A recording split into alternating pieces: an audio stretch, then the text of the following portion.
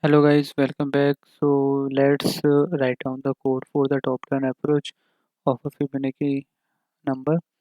So we want to find out the nth number in the Fibonacci sequence. So how we will write the code for it?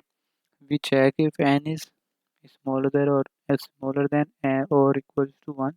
Then we can simply return 0 because first number in our Fibonacci sequence will be 0. And if n will be 2, then second number in our Fibonacci sequence will be 1.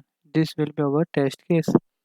So we can simply return 0 and 1, and otherwise what we will do, we will create an array or a vector which will be called as dp, and it will be of size n, and we will initialize with -1, and we will set the base condition dp of 0 will be 0 and dp of 1 will be 1. Uh, in the when we are discussing the Fibonacci number, then we are considering that the first number in our Fibonacci sequence is 0. That is, we are counting the indexing from 1. But in our vector, the indexing start from 0.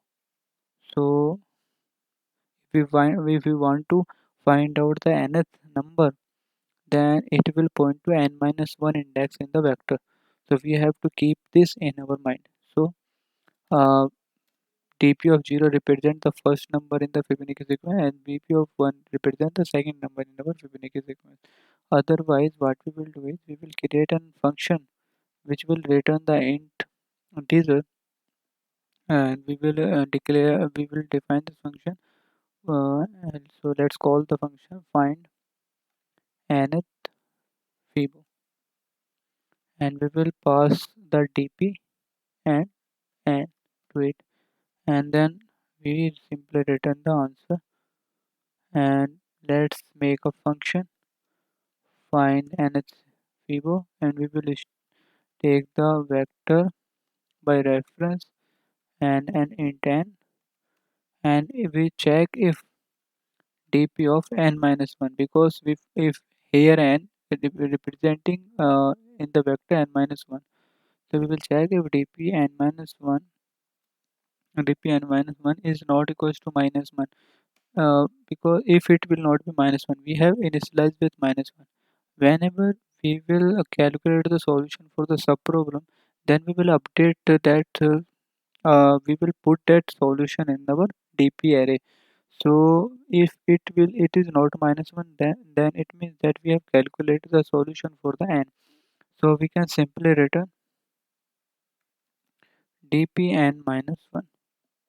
Otherwise, what will be happen is deep in the dp n minus 1, we will store find nth fibo, we will pass the dp and n minus 1 plus fib find nth fibo dp n minus 2. Okay, so let's we want to find out sixth number in the Fibonacci sequence. So we can see that 5 is printed. If we want to find out the seventh number, so seventh number will be 8. Similarly, if let's say if we want to find out the 20th number in the Fibonacci sequence, so it will be 4181. So I hope that you understood the code, and in the next video we will write down the code for the bottom up approach.